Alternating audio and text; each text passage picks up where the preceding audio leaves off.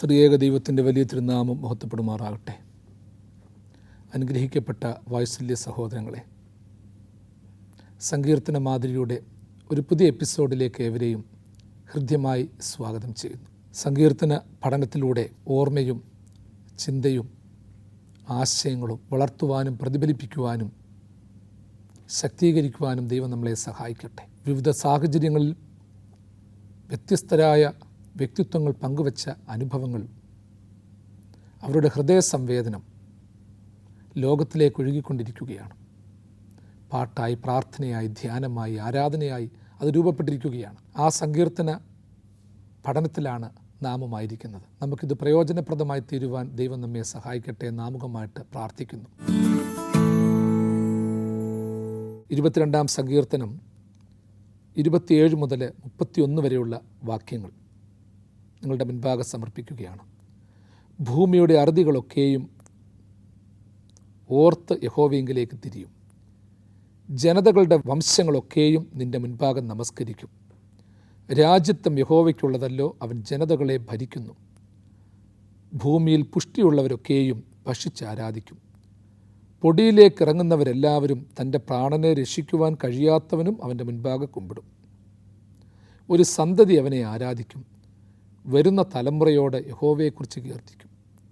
അവർ വന്ന് ജനിക്കുവാനുള്ള ജനത്തോട് അവൻ നിവർത്തിച്ചിരിക്കുന്നു എന്ന് അവൻ്റെ നീതിയെ വർണ്ണിക്കും. 22-ാം സങ്കീർത്തനത്തിൻ്റെ സമാപ്ത ഭാഗത്തിലേക്ക് എത്തുകയാണ്. ഭക്തൻ എത്രമാത്രം പരാതിയോടെയാണ് തുടങ്ങിയത്. സങ്കീർത്തനക്കാരനായ ദാവീദ് പ്രാർത്ഥിച്ചു പറയുകയാണ്. സഹസ്രാബ്ദങ്ങൾക്ക് മുൻപ് പ്രാർത്ഥിച്ചു. തൻ്റെ പേടിയുടെയും വേദനയുടെയും സമയത്ത് ദൈവം കൈവിട്ടു എന്ന് പരാതി പറഞ്ഞു. നമ്മുടെ കർത്താവിൻ്റെ ക്രൂശിലെ വചനങ്ങളായി പിന്നീട് ഈ സങ്കീർത്തനം രൂപപ്പെട്ടു. ഞാൻ നേരത്തെ ഓർപ്പിച്ചതുപോലെ ഭക്തൻ്റെ ഓരോ പരാതികളും പരിഭവങ്ങളുമൊക്കെ പിന്നീട് അത് നിർമ്മലമായിട്ടുള്ളതാണെങ്കിൽ, വിശുദ്ധമായിട്ടുള്ളതാണെങ്കിൽ വേദശാസ്ത്രമായി രൂപപ്പെടും, വാക്കുകളായി, വചനങ്ങളായി രൂപപ്പെടും, പ്രഭാഷണങ്ങളായി രൂപപ്പെടും.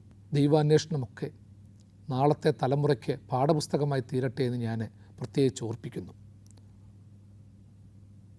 ഭൂമിയുടെ അറുതികളൊക്കെയും ഓർത്ത് യഹോവയെങ്കിലേക്ക് തിരിയും. ജനതകളുടെ വംശങ്ങളൊക്കെയും നിൻ്റെ മുൻപാകെ നമസ്കരിക്കും.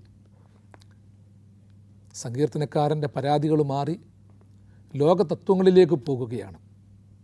ഭൂമിയുടെ അറുതികളൊക്കെയും ഓർത്ത് യഹോവയെങ്കിലേക്ക് തിരിയും. അതായത് ലോകത്തിൻ്റെ അറ്റം വരെയുള്ള ഒരു ഭാവന സങ്കീർത്തനക്കാരൻ നടത്തുകയാണ്. നിസ്സാരമായിട്ടുള്ള ഒരു വ്യാഖ്യാനമല്ലാതെ ഭൂമിയുടെ അറുതികളൊക്കെയും ഓർത്ത് യഹോവയെങ്കിലേക്ക് തിരിയും എന്ന് വെച്ചാൽ ലോകത്തിൻ്റെ അറ്റത്തോളം എത്തേണ്ട സാക്ഷ്യങ്ങൾ, സുവിശേഷം, പ്രവർത്തനങ്ങൾ, ദൈവകരുണയെക്കുറിച്ചുള്ള വ്യാഖ്യാനങ്ങൾ, അവയൊക്കെ ഓർക്കേണ്ട സമയത്ത് ഓർക്കും. അറുതികളൊക്കെയും ഓർക്കും. അറുതികളൊക്കെയും ദൈവത്തിൻ്റെ സാക്ഷ്യമെത്തും. നമ്മളെ പലപ്പോഴും ലോകത്തിൻ്റെ മധ്യഭാഗങ്ങളെക്കുറിച്ചാണ് ചിന്തിക്കുന്നത്. പലപ്പോഴും നമ്മളുടെ പ്രവർത്തനങ്ങളൊക്കെ ചില പ്രത്യേക മേഖലകളിൽ മാത്രം ഒതുങ്ങിക്കിടക്കുകയാണ്. നമ്മളുടെ സുവിശേഷം, നമ്മളുടെ സാക്ഷ്യമൊക്കെ ചില ഭാഗങ്ങളിൽ മാത്രമാണ്. ചില പ്രത്യേക മേഖലകളിൽ മാത്രം നമ്മളുടെ പ്രവർത്തനങ്ങൾ കേന്ദ്രീകരിച്ചിരിക്കുകയാണ്. അറുതികളെക്കുറിച്ച് ചിന്തിക്കുന്നില്ല, അതിർത്തികളെക്കുറിച്ച് ചിന്തിക്കുന്നില്ല. നമ്മൾക്കൊരു സേഫ്റ്റിയാണ് പല മേഖലകളിലും ആവശ്യം. നമ്മൾ ചെയ്യുന്ന ജോലിയിലും അതാണ്, നമ്മൾ പ്രവർത്തിക്കുന്ന മേഖലയിലും അതാണ്. നമ്മൾക്കറിയാവുന്നവരുടെ അടുത്ത്, അറിയാവുന്ന മേഖലയിൽ പ്രവർത്തിക്കണമെന്ന് ആഗ്രഹിക്കുന്ന നമ്മൾ ഒരു ട്രാൻസ്ഫർ വന്നാൽ പോലും നമ്മൾക്ക് ഉൾക്കൊള്ളാൻ പറ്റുന്നില്ല. ഒന്ന് മാറി താമസിക്കുന്നത് പോലും ബുദ്ധിമുട്ടാണ്. കുഞ്ഞുങ്ങളെ സംബന്ധിച്ചിരിക്കുന്ന സ്ഥാനത്ത് നിന്ന് മാറ്റിയിരുത്തുന്നത് പോലും പ്രശ്നമാണ്. താമസിക്കുന്ന വീടൊന്ന് മാറി താമസിക്കേണ്ട വന്നാൽ നമുക്ക് പ്രയാസമാണ്. ആ ഒരു സാഹചര്യത്തിലാണ് ഭൂമിയുടെ അതിർത്തികളൊക്കെയും ഓർത്ത് യഹോവയെങ്കിലേക്ക് തിരിയും. ഇന്നൊരുപാട് കാര്യങ്ങളുണ്ട്. ദൈവത്തെ അറിയാത്ത ഒരുപാട് സമൂഹമുണ്ട്. അക്ഷരാഭ്യാസമില്ലാത്ത ഒരുപാട് സമൂഹമുണ്ട്. വേദഗ്രന്ഥങ്ങൾ എത്തപ്പെടാത്ത ഒരുപാട് മേഖലകളുണ്ട്.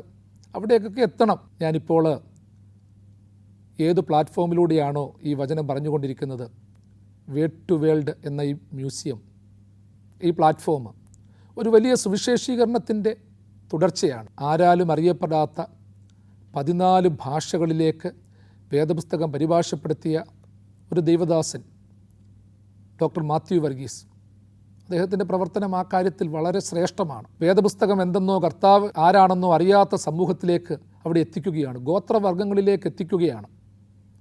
ഇന്ന് നമ്മളുടെ സുവിശേഷീകരണമൊക്കെ ചില കേന്ദ്രങ്ങളിൽ മാത്രം ഒതുങ്ങിപ്പോവുകയാണ്. വലിയ പ്രകാശത്തെ നമ്മൾ അടച്ചു വെച്ചുകൊണ്ടിരിക്കുകയാണ്. കർത്താവ് പറഞ്ഞിട്ടുള്ളത് തണ്ടിന്മേൽ വെക്കണം.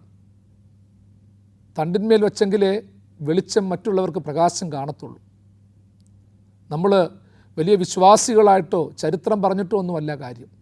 കർത്താവിൻ്റെ സാക്ഷ്യം എത്തേണ്ടിടത്തൊക്കെ എത്തണം. അതിനുവേണ്ടി ഉദ്യമിക്കുന്ന ഒരുപാട് മനുഷ്യരുണ്ട്. ലോകത്തിൻ്റെ അറ്റത്തോളം എൻ്റെ സുവിശേഷം അറിയിക്കണമെന്ന കർത്താവിൻ്റെ അന്ത്യകൽപ്പന നമുക്കൊരു വലിയൊരു വെളിച്ചവും ഉൾക്കാഴ്ചയുമാണ്. അതൊരു പ്രത്യേക വഴിത്താരയും കൂടിയാണ്. ഭൂമിയുടെ അതിർത്തികളൊക്കെയും ഓർത്ത് യഹോവയെങ്കിലേക്ക് തിരിയും. നമുക്ക് ദൗത്യമുണ്ട്, നമുക്ക് ഉത്തരവാദിത്വമുണ്ട്. ജനതകളുടെ വംശങ്ങളൊക്കെയും നിൻ്റെ മുൻപാകെ നമസ്കരിക്കും. ജനതകളുടെ വംശങ്ങൾ ദൈവം മുൻപാകെ നമസ്കരിക്കുവാൻ തക്കവണ്ണം ദൈവത്തിൻ്റെ സുവിശേഷം എത്തണം. പറയുന്നവൻ്റെ മുൻപാകെ നമസ്കരിക്കുന്ന ഒരു പദ്ധതിയിലായിരുന്നു നമ്മളായിരിക്കുന്നത്. പഠിപ്പിക്കുന്നവൻ്റെ മുൻപാകെ എത്തുന്ന തരത്തിലാണ് നമ്മൾ ഇന്ന് എത്തിച്ചേർന്നിരിക്കുന്നത്. നമ്മളുടെയൊക്കെ ലക്ഷ്യമെന്ന് പറയുന്നത് പലരും കർത്താവിനെക്കുറിച്ച് പഠിപ്പിക്കുന്നുണ്ട്. പഠിപ്പിച്ച് ഓരോരുത്തരും ആൾ ദൈവങ്ങളായിട്ട് മാറുകയാണ്. എല്ലാ മതങ്ങളിലുമുണ്ട്. മതസങ്കല്പങ്ങളൊക്കെ പഠിപ്പിക്കാൻ വേണ്ടി പലരും വരും. ചിലർ മഹാഗുരുക്കളായും മഹാനീതിമാന്മാരായും പണ്ഡിതന്മാരായും ഒക്കെ അങ്ങ് സ്വയം മാറ്റപ്പെടുകയാണ്. ആ സ്വയം മാറ്റപ്പെടുന്ന ലോകത്ത് ദൈവത്തെ നമസ്കരിക്കുവാൻ തക്കവണ്ണം, ദൈവത്തിൻ്റെ മുൻപാകെ എത്തപ്പെടുവാൻ തക്കവണ്ണം നമ്മൾക്കിടയാകണം. വിശുദ്ധ സങ്കല്പമൊക്കെ അതിനാണ് വേണ്ടിയത്. പൗരസ്ത്യ സഭകൾ വിശുദ്ധന്മാരുടെ മധ്യസ്ഥത കൊണ്ടാടുന്നുണ്ട്. ആ വിശുദ്ധന്മാരുടെ മധ്യസ്ഥത കൊണ്ടാടുമ്പോൾ വിശുദ്ധരെ ദൈവമായി കണക്കാക്കുന്ന പാരമ്പര്യമില്ല. മറിച്ച് ഞങ്ങളോടൊപ്പം ഞങ്ങൾക്ക് വേണ്ടി നിങ്ങളും പ്രാർത്ഥിക്കണം, കൂട്ടത്തലയായി പ്രാർത്ഥിക്കണമെന്നുള്ള പാരമ്പര്യമാണ് ഉള്ളത്. ദൈവത്തിൻ്റെ മുൻപിൽ നിന്നുകൊണ്ട് കൈകൾ ഉയർത്തി അനുഗ്രഹിക്കുന്ന വിശുദ്ധന്മാരെയോ വിശുദ്ധിമതികളെയോ അല്ല സഭ പഠിപ്പിക്കുന്നത്. മറിച്ച് ദൈവത്തിൻ്റെ മുൻപാകെ വീണ് കിടന്ന് കണ്ണുനീരോടെ നമുക്ക് വേണ്ടി പ്രാർത്ഥിക്കുന്ന വിശുദ്ധന്മാരെ ശുദ്ധിമതികളെയുമാണ് പഠിപ്പിക്കുന്നത്. അതായത് പഠിപ്പിക്കുന്നവനും സാക്ഷിക്കുന്നവനും ഉന്നതന്മാരായി മാറ്റപ്പെടുകയല്ല വേണ്ടത്. ഞാൻ നട്ടു, അപ്പല്ലോസ് നനച്ചു, ദൈവം അത്രേ വളരുമാറാക്കുക എന്നുള്ള പൗലോസിൻ്റെ സാക്ഷ്യമാണ് നമ്മൾ ഉൾക്കൊള്ളേണ്ടത്. വളരുമാറാക്കിയ ദൈവമല്ലാതെ നടുന്നവനും നനയ്ക്കുന്നവനും ഒന്നുമില്ല. അവരൊക്കെ കർത്താവിൻ്റെ ഭൃത്യന്മാരാണ്, ദാസന്മാരാണ്, മക്കളാണ്. വലിയ പിതാവ് ദൈവമാണ്. പ്രിയമുള്ളവരെ, ഭൂമിയുടെ അതിർത്തികളൊക്കെയും ഓർത്ത് യഹോവയെങ്കിലേക്ക് തിരിയും. അതിനുള്ള സാഹചര്യം സൃഷ്ടിക്കണം. ഏതെങ്കിലും ഒരു മേഖലയിൽ നമ്മളായി പോകരുത്. എല്ലാവരും ജാതികൾ ദൈവത്തിൻ്റെ മുൻപാകെ നമസ്കരിക്കും. ദൈവത്തിൻ്റെ മുൻപാകെ നമസ്കരിക്കുവാനുള്ള സാഹചര്യം സൃഷ്ടിക്കണം. പഠിപ്പിക്കുന്നവൻ്റെയോ സാക്ഷിക്കുന്നവൻ്റെയോ മുൻപാകെയല്ല. ഞാൻ കുറയണം, അവൻ വളരണമെന്ന യോഹന്നാൻ്റെ സാക്ഷ്യം നമ്മൾ ഉൾക്കൊള്ളണം. എൻ്റെ ദൈവം വളരണം, അവൻ്റെ സുവിശേഷം വളരണം, ഞാൻ കുറയണം.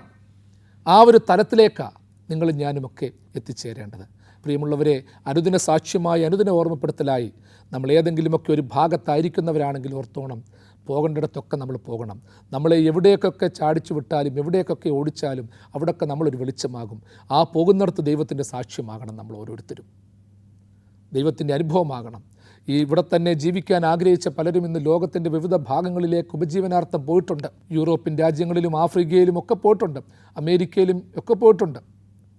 പക്ഷേ പോകുന്ന മേഖലയിലൊക്കെ ഓർത്തോണം, ആ അതിർത്തിയിലേക്ക്, ആ അറുതികളിലേക്ക് നീ പോകുമ്പോഴും നിൻ്റെ ദൈവസാക്ഷ്യം നീ മറക്കരുത്, ഉത്തരവാദിത്വം മറക്കരുത്. അമേരിക്കയിലെ വലിയ ബംഗ്ലാവിലായിരിക്കുമ്പോഴും, UK രുചികരമായ ഭക്ഷണം കഴിക്കുമ്പോഴും, ഓസ്ട്രേലിയയിലെ വലിയ വാഹനങ്ങളിൽ യാത്ര ചെയ്യുമ്പോഴും, ന്യൂസിലാൻഡിലെ പുതിയ കാഴ്ചകൾ കാണുമ്പോഴും, എൻ്റെ പ്രിയപ്പെട്ടവരെ, നിങ്ങളുടെ മനസ്സിലൊരു ദൈവചിന്തയുണ്ടാകണം. അത് മറന്നു പോകാനിടയാകരുത്. വീണ്ടും ഓർത്തോണം, രാജ്യത്വം യഹോവയ്ക്കുള്ളതാണ്, അവൻ ജനതകളെ ഭരിക്കുന്നു. ഭൂമിയിൽ പുഷ്ടിയുള്ളവരൊക്കെയും ഭക്ഷിച്ചാരാധിക്കും. പൊടിയിലേക്ക് ഇറങ്ങുന്നവരെല്ലാവരും തൻ്റെ പ്രാണനെ രക്ഷിക്കുവാൻ കഴിയാത്തവനും അവൻ്റെ മുൻപാകെ കുമ്പിടും. ഭൂമിയിൽ പുഷ്ടിയുള്ളവരൊക്കെയും ഭക്ഷിച്ചാരാധിക്കും. ഭൂമിയിൽ പുഷ്ടിയുള്ളവരൊക്കെയും ഭക്ഷിച്ചാരാധിക്കുമെന്ന് പറഞ്ഞത് ആരോഗ്യമുള്ളവരൊക്കെയും ഭക്ഷിച്ചിട്ട് ദൈവത്തെ മഹത്വപ്പെടുത്തുമെന്നല്ല, തൃപ്തരായ ദൈവത്തെ മഹത്വപ്പെടുത്തുന്നല്ല. പുഷ്ടി നേടണം. ഏത് പുഷ്ടിയാണ് നേടേണ്ടത്? ഏത് ആരോഗ്യമാണ് നേടേണ്ടത്? ഒരാത്മബലം നേടണം. ഭൂമിയിൽ പുഷ്ടിയുള്ളവരൊക്കെയും ഭക്ഷിച്ചാരാധിക്കും എന്ന് വെച്ചാൽ ദൈവകൃപയാൽ നിറഞ്ഞ് ദൈവത്താൽ ബലം പ്രാപിച്ച് ബലം ദൈവത്തിനുള്ളത് എന്ന് അരുളി ചെയ്തത് കേട്ട് മുൻപോട്ട് പോകുന്നവൻ, ദൈവത്തിൽ ബലം പ്രാപിക്കുന്നവൻ, അവൻ ശക്തി പ്രാപിക്കും. ബലം നിന്നിലുള്ളോർ ഭാഗ്യം നിറഞ്ഞോർ നിശ്ചയമാണെന്നും താഴ്ച ഭവിക്കുകയില്ലെന്നും ഈ വിധമുള്ളോർ മനസ്സുകളിൽ. പ്രത്യേകിച്ച് പ്രിയമുള്ളവരെ, ദൈവസന്നിധിയിൽ മനസ്സുള്ളവർ, ബലമുള്ളവർ, പൂർണ്ണ ബലത്തോടും പൂർണ്ണ മനസ്സോടും കൂടി അവനെ ആരാധിക്കുന്നവർ, ചെയ്യുന്ന കാര്യങ്ങളിൽ സ്ഥിരതയുള്ളവർ, അവർ ദൈവത്തെ ആരാധിക്കും. ഭൂമിയിൽ പുഷ്ടിയുള്ളവരൊക്കെയും ഭക്ഷിച്ച് ആരാധിക്കും. അതായത് നന്മയുടെ ബലം, ദൈവകൃപയുടെ ബലം, ആത്മനിറവിൻ്റെ ബലം, ആത്മനിറവിൻ്റെ പുഷ്ടി, ഇതൊക്കെ നമ്മൾ പ്രാപിക്കണം. ഭക്ഷണത്തിൻ്റെ പുഷ്ടി മാത്രം പോരാ, സമ്പത്തിൻ്റെ പുഷ്ടി മാത്രം പോരാ, സൗന്ദര്യത്തിൻ്റെ പുഷ്ടി മാത്രം പോരാ. ഇന്ന് നമ്മളൊക്കെ ആഗ്രഹിക്കുന്നത് അതാ. ഇത്തരത്തിലുള്ള പുഷ്ടിയുടെ പിന്നാലെ പോകുകയാണ്, ഇത്തരത്തിലുള്ള സ്വാധീനങ്ങളുടെ പിന്നാലെ പോകുകയാണ്. ഭൂമിയിൽ പുഷ്ടിയുള്ളവരൊക്കെയും ഭക്ഷിച്ചാരാധിക്കും. ആരാധിക്കുന്നവന് പട്ടിണി കിടക്കേണ്ട വരത്തില്ല. അവൻ്റെ ഭക്ഷണവും ആരാധനയും മാറിപ്പോകത്തില്ല. സ്വർഗരാജ്യം ഭക്ഷണവും പാനീയവുമല്ല. പക്ഷേ ഇവിടെ ഓർത്തോണം, അവൻ ഭക്ഷിക്കുകയും ചെയ്യും, ആരാധിക്കുകയും ചെയ്യും. ഭക്ഷിച്ചാരാധന മുടക്കുന്നവനല്ല, ലൗകിക തൃപ്തിയിൽ ദൈവത്തെ മറക്കുന്നവനല്ല. ആത്മബലത്താൽ നിറഞ്ഞ് ആത്മകൃപയാൽ നിറഞ്ഞ് ആത്മപുഷ്ടി പ്രാപിക്കുന്നവൻ അവൻ ഭക്ഷിച്ചാലും ഭൗതികമായ ഉയർച്ചയുണ്ടായാലും അവൻ ദൈവത്തെ ആരാധിക്കും. എൻ്റെ പ്രിയപ്പെട്ടവരെ, നിങ്ങൾ വാഹനങ്ങൾ വാങ്ങിച്ച് നല്ല ജോലിയൊക്കെ ചെയ്ത് നല്ല കുടുംബത്തിലൊക്കെ ആയാലും കൊള്ളാം, രുചികരമായ ഭക്ഷണങ്ങൾ കഴിച്ചാലും കൊള്ളാം, യാത്രകളൊക്കെ ചെയ്താലും കൊള്ളാം, ഭൗതികവും ആത്മീകവുമായ സമാധാനം പ്രാപിച്ചാലും കൊള്ളാം, ദൈവത്തെ ആരാധിക്കാൻ മറക്കരുത്. ഭക്ഷിച്ചാരാധിക്കണം, ഭക്ഷിച്ച് ദൈവത്തെ സ്തുതിക്കണം. പട്ടിണി കിടന്നല്ല. വീണ്ടും ആരാധനയുടെ തലമൊക്കെ അതിൻ്റെ അകത്തിലുണ്ട്, കുർബാന അനുഷ്ഠാനത്തിൻ്റെ തലമൊക്കെ അതിലുണ്ട്. ഭക്ഷിച്ചാരാധിക്കണം. രക്ഷകനുര ചെയ്താൽ എന്മേ രക്തങ്ങൾ കൈക്കൊള്ളുന്നോരിൽ വാസം ചെയ്യും ഞാൻ. എൻ്റെ ശരീരം ഭക്ഷിക്കുകയും രക്തം കുടിക്കുകയും ചെയ്യുന്നവൻ അവൻ മരിച്ചാലും ജീവിക്കും. അവനിൽ ഞാൻ വസിക്കും. ഒരുവൻ എന്നിലും ഞാൻ അവനിലുമായാൽ അവൻ വളരെ ഫലം കായ്ക്കും. ആ ദൈവകൃപ നമ്മൾ പ്രാപിക്കുവാനിടയാകണം. തൻ്റെ പ്രാണനെ രക്ഷിക്കുവാൻ കഴിയാത്തവനും അവൻ്റെ മുൻപാകെ കുമ്പിടും. പ്രാണനെ രക്ഷിക്കാൻ കഴിയാത്തവൻ എന്തിനാ കുമ്പിടുന്നത്? അവനും സമർപ്പിക്കുകയാണ്. ദാവീദ് രാജാവ്, അവൻ പ്രവാചകനോടെയാ, നബിയാവന് രാജാവാ. തൻ്റെ പ്രാണനെ രക്ഷിക്കാൻ കഴിയാത്തവനും അവൻ്റെ മുൻപാകെ കുമ്പിടും. അതെ, നമ്മുടെ നോട്ടത്തിൽ ചിലപ്പോൾ അങ്ങനെയുണ്ട്. തൻ്റെ പ്രാണനെ രക്ഷിക്കാൻ അറിയാത്തവൻ, ജീവിക്കാൻ അറിയാത്തവൻ, പ്രവർത്തിക്കാൻ അറിയാത്തവൻ, സൗന്ദര്യമില്ലാത്തവൻ, ആരോഗ്യവും ബലവും ഇല്ലാത്തവൻ, തൻ്റെ പ്രാണനെ രക്ഷിക്കാൻ അറിയാത്തവൻ. പ്രാണനെ രക്ഷിക്കാൻ അറിയാത്ത ഒരുപാട് പേരുണ്ട്. അവനെയും ദൈവസന്നിധിയിൽ കുമ്പിട്ട് പ്രാർത്ഥിക്കാൻ നമ്മൾ പ്രേരിപ്പിക്കണം, സമർപ്പിക്കാൻ പ്രേരിപ്പിക്കണം. തൻ്റെ പ്രാണനെ രക്ഷിക്കാൻ അറിയാത്തവർ ഈ ലോകത്തുണ്ടെന്ന് നമ്മളെ ഓർപ്പെടുത്തുമ്പോൾ വലങ്കയും ഇടങ്കയും തിരിച്ചറിയാത്ത കുറേ പേരുണ്ട്. യോനായെ ദൈവം അയച്ചത് അതിനുവേണ്ടിയാണ്. വലങ്കയും ഇടങ്കയും തിരിച്ചറിയാത്ത നിനുവാക്കാരെ രക്ഷിക്കുവാൻ തക്കവണ്ണം, രക്ഷപ്പെടുത്തുവാൻ തക്കവണ്ണം യോനായെ നീ മുന്നിട്ടിറങ്ങണം. നമ്മളെ ഓർപ്പിച്ചിരിക്കുന്നത് അതാണ്. നമ്മൾ പോകുന്ന വഴിത്താരകളിൽ ചിലരെയൊക്കെ മറന്നു പോകുന്നുണ്ട്. ചിലരെയൊക്കെ രക്ഷപ്പെടുത്താൻ തക്കവണ്ണം നമ്മൾ ചില ഉപദേശങ്ങളും നിർദ്ദേശങ്ങളും ഒക്കെ കൊടുക്കണം. കാണാതെ പോയിട്ട് കാര്യമില്ല. പോകട്ടെ, മദ്യപിച്ച് കൂത്താടിപ്പോകുന്നവൻ എവിടെങ്കിലും പോയി വാഹനം പിടിച്ച് ചാകട്ടെ, ഇവനൊന്നും ഗതി പിടിക്കത്തില്ല. അങ്ങനല്ല. തൻ്റെ പ്രാണനെ രക്ഷിക്കാൻ അറിയാത്തവനും കുമ്പിട്ട് ആരാധിക്കും. അവൻ്റെ മുമ്പാകെ കുമ്പിടുമെന്ന് പറയുമ്പോൾ ഒരു കാര്യം ഓർത്തോണം, അവനെ കുമ്പിടാൻ പ്രേരിപ്പിക്കണം. അവനെ നമ്മൾ തിരിച്ചറിയണം. തൻ്റെ പ്രാണനെ രക്ഷിക്കാൻ കഴിയാത്തവൻ ഞാനും നിങ്ങളുമാകാം. പലപ്പോഴും നമുക്ക് നമ്മുടെ പ്രാണനെ രക്ഷിക്കാൻ അറിയത്തില്ല. വാക്കുകൾ കൊണ്ടും ചിന്തകൾ കൊണ്ടും ആലോചനകൾ കൊണ്ടും ജോലി മേഖലകളിലുമൊക്കെ നമുക്ക് പരാജയങ്ങൾ വരും. ചിലപ്പോൾ ചിലർ പ്രാണനെ രക്ഷിക്കാൻ അറിയാതെ പോകുന്നത് മറ്റുള്ളവരുടെ പ്രാണനെ രക്ഷിക്കാൻ ശ്രമിച്ച് മറന്നു പോകുന്നതായിരിക്കാം, സ്വന്തം കാര്യം നോക്കാത്തവരായിരിക്കാം, ഒരുപക്ഷെ ലക്ഷ്യബോധമില്ലാത്തവരായിരിക്കാം, അല്ലെങ്കിൽ എല്ലാം മറന്ന് സ്നേഹത്തിന് അടിപ്പെട്ടവരായിരിക്കാം. അവരും ദൈവത്തെ ആരാധിക്കും. അതായത് എല്ലാം മറന്ന് മറ്റുള്ളവരുടെ പ്രാണനെ രക്ഷിക്കാൻ ശ്രമിക്കുന്നവർ കാണും, സ്വന്തം ജീവൻ്റെ വില അറിയാത്തവർ കാണും, ജീവിത സാഹചര്യങ്ങൾ കൊണ്ട് പ്രാണൻ്റെ വില മനസ്സിലാക്കാൻ പറ്റാതെ പോയവർ കാണും,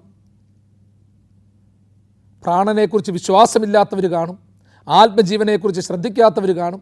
ആയിക്കൊള്ളട്ടെ, അവനും ദൈവത്തെ ആരാധിക്കും. ആരാധിച്ചേ പറ്റത്തുള്ളൂ. അപ്പോൾ ഇവിടെ ദാവീദ് രാജാവ് പറയുന്നു, എളിയവർ ഭക്ഷിച്ച് തൃപ്തരാകുമെന്ന് ഉറപ്പ് പറയുന്നു. അതോടൊപ്പം പ്രാണനെ രക്ഷിക്കാൻ അറിയാത്തവനും കുമ്പിട്ട് നമസ്കരിക്കുമെന്ന് പറയുന്നു.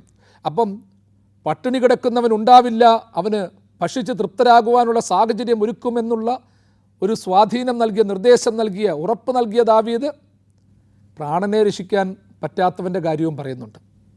അവനെ കുമ്പിട്ട് നമസ്കരിക്കാൻ തക്കവണ്ണം പ്രേരിപ്പിക്കുന്ന അനുഭവത്തെക്കുറിച്ച് പറയുന്നുണ്ട്. വീണ്ടും ഒരു സന്തതി അവനെ ആരാധിക്കും, വരുന്ന തലമുറയോട് യഹോവയെക്കുറിച്ച് കീർത്തിക്കും, അവർ വന്ന് ജനിക്കുവാനുള്ള ജനത്തോട് അവൻ നിവർത്തിച്ചിരിക്കുന്നുവെന്ന് അവൻ്റെ നീതിയെ വർണ്ണിക്കും. 22-ാം സങ്കീർത്തനം അവസാനിക്കുകയാണ്. ആദ്യത്തേതും അവസാനത്തേതും തമ്മിൽ എത്ര വ്യത്യാസമാണ്. എൻ്റെ ദൈവം എന്നെ കൈവിട്ടു, എന്താണ് കൈവിട്ടതെന്ന് ചോദിച്ച ദാവീദ് ചോദിക്കുന്നു. ഒരു സന്തതി അവനെ ആരാധിക്കും, വരുന്ന തലമുറയോട് യഹോവയെക്കുറിച്ച് കീർത്തിക്കും. അതെ, ഒരു സന്തതി അവനെ ആരാധിക്കും, ഒരു സന്താനം അവനെ ആരാധിക്കും, വരുന്ന തലമുറയോട് യഹോവയെക്കുറിച്ച് കീർത്തിക്കും. ഇന്നത്തെ തലമുറയോട് പോലും ദൈവത്തെക്കുറിച്ച് പറയാൻ കഴിവില്ലാത്ത സാഹചര്യം സൃഷ്ടിക്കപ്പെട്ടിട്ടുണ്ട്. എന്നാൽ വിശുദ്ധ തിരുവചനം പഠിപ്പിക്കുന്നത് പോലെ, നമ്മുടെ കർത്താവ് പറഞ്ഞതുപോലെ, അവൻ്റെ രാജകീയമായ എഴുന്നള്ളത്തിൻ്റെ സമയത്ത് പിഞ്ചു കുഞ്ഞുങ്ങൾ ദാവീദ് പുത്രൻ ഓശാന പാടിയപ്പോൾ യഹൂദന്മാർ പറഞ്ഞു, ഇവരോട് മിണ്ടാതിരിക്കാൻ പറയണം. ഇവരെന്തായി കിടന്ന് അലയ്ക്കുന്നത്, നീ കേൾക്കുന്നില്ലയോ? മിണ്ടാതിരിക്കാൻ പറ. കർത്താവ് പറഞ്ഞു, ഇവർ മിണ്ടാതിരുന്നാൽ ഈ കല്ലുകൾ ആർത്ത് വിളിക്കും, ഈ കല്ലുകൾ ആർത്ത് വിളിക്കും. ജീവനില്ലാത്ത കല്ലുകൾ നാവുകളായി മാറി ആർത്ത് വിളിക്കും. നാവിൻ്റെ രൂപത്തിൽ പരിശുദ്ധാത്മാവ് കല്ലുപോലെ ഹൃദയമുള്ളവരുടെ ഹൃദയത്തിൽ പതിച്ചപ്പോൾ, ദേഹത്ത് പതിച്ചപ്പോൾ അവർ ദൈവത്തെ എല്ലാം മറന്ന് ആരാധിച്ചു. ഒരു സന്തതി അവനെ ആരാധിക്കും എന്ന് വെച്ചാൽ അതിലൊരു വലിയൊരു പ്രതീക്ഷയിലേക്ക് വരികയാണ്. ഒരു പുതിയ സന്താനം, ഇനി ജനിക്കുവാനുള്ള സന്താനം, വരുന്ന തലമുറയോട് യഹോവയെക്കുറിച്ച് കീർത്തിക്കുമെന്ന് പറയുകയാണ്. ചില നാമ്പുകളുണ്ട് പ്രിയമുള്ളവരെ. നമ്മൾ ചിലപ്പം പറയും, ഇനി ഒന്നുമില്ല, നന്മയുള്ളവരൊക്കെ പോയി, വിശുദ്ധരൊക്കെ പോയി. സഭയിലേക്ക് നോക്കുമ്പോൾ പറയും, സഭകളിൽ നോക്കുമ്പോൾ പറയും, നല്ല പിതാക്കന്മാർ പോയി, പ്രാർത്ഥിച്ചവരൊക്കെ പോയി, സഭയെ സ്നേഹിച്ചവർ പോയി, നമ്മളെ സ്നേഹിച്ചവർ പോയി, ഇനി ആരുമില്ല. അതല്ല, സഭയിലും സമൂഹത്തിലും ഒരു സന്താനമുണ്ട്. ഇനിയും എഴുന്നേൽക്കാനുള്ളൊരു സന്താനമുണ്ട്. വരുവാനുള്ള തലമുറയോട് യഹോവയെക്കുറിച്ച് കീർത്തിക്കുന്ന ഒരു സന്താനമുണ്ട്. ഒരു പൈതലിൻ്റെ തീഷ്ണതയോട് ഓടി നടക്കുന്ന ഒരു വിഭാഗമുണ്ട്. നമ്മുടെ സമൂഹത്തിലും അതുപോലെ. നമ്മൾ രാഷ്ട്രീയക്കാരെ പൂർണ്ണമായിട്ട് കണ്ണടച്ച് നിന്ദിക്കേണ്ട. ചില നല്ല മനുഷ്യരും തീഷ്ണതയുള്ളവരുമുണ്ട്. ചിന്തകന്മാരിലുണ്ട്, എഴുത്തുകാരിലുണ്ട്, സിനിമാ താരങ്ങളിലുണ്ട്, കർഷകരിലുണ്ട്, എല്ലാവരിലുമുണ്ട്. അതായത് പ്രത്യാശയുടെ സന്ദേശം പകരുന്നവർ നമ്മളുടെ ഇടയിലുണ്ട്. നമ്മളുടെ മനസ്സിലുണ്ടാകണം. നമ്മൾ പലപ്പോഴും പറയുന്ന വാക്കുകളിൽ ഒരു വലിയ പ്രത്യാശ ഉണ്ടാകണം. വരുവാനുള്ള തലമുറയോട് ദൈവത്തെക്കുറിച്ച് കീർത്തിക്കുവാൻ തക്കവണ്ണം തീഷ്ണതയുള്ള ഒരു അനുഭവം നമ്മൾ ശേഷിപ്പിച്ചേ പറ്റത്തുള്ളൂ. അവർ വന്ന് ജനിക്കുവാനുള്ള ജനത്തോട് അവൻ നിവർത്തിച്ചിരിക്കുന്നു എന്ന് അവൻ്റെ നീതിയെ വർണ്ണിക്കും. ഒരു വലിയ സാക്ഷ്യമാണ് നടത്താൻ പോകുന്നത്. അവർ വന്ന് ജനിക്കുവാനുള്ള ജനത്തോട് അവൻ നിവർത്തിച്ചിരിക്കുന്നു എന്നവൻ്റെ നീതിയെ വർണ്ണിക്കും. ദൈവത്തിൻ്റെ നീതി കേൾക്കാൻ താല്പര്യമില്ലാത്തൊരു വിഭാഗമുണ്ട്. ദൈവത്തിൻ്റെ നീതിയെക്കുറിച്ച് പറയാൻ താല്പര്യമില്ലാത്തൊരു വിഭാഗമുണ്ട്. പക്ഷേ ദൈവത്തിൻ്റെ നീതിയെക്കുറിച്ച് പറയാൻ താല്പര്യമുള്ള ഒരു ജനത ഇനിയും വരുവാനുള്ള ജനത്തോട് ദൈവത്തിൻ്റെ നീതിയെക്കുറിച്ച് പറയും. നമ്മുടെയൊക്കെ ജീവിതത്തിൽ നമ്മൾ ശ്രദ്ധിക്കേണ്ടത്, വളരെ ലഘുവായിട്ട് പറഞ്ഞാൽ അതിലൊരു വലിയ രഹസ്യം അടങ്ങിയിട്ടുണ്ട്.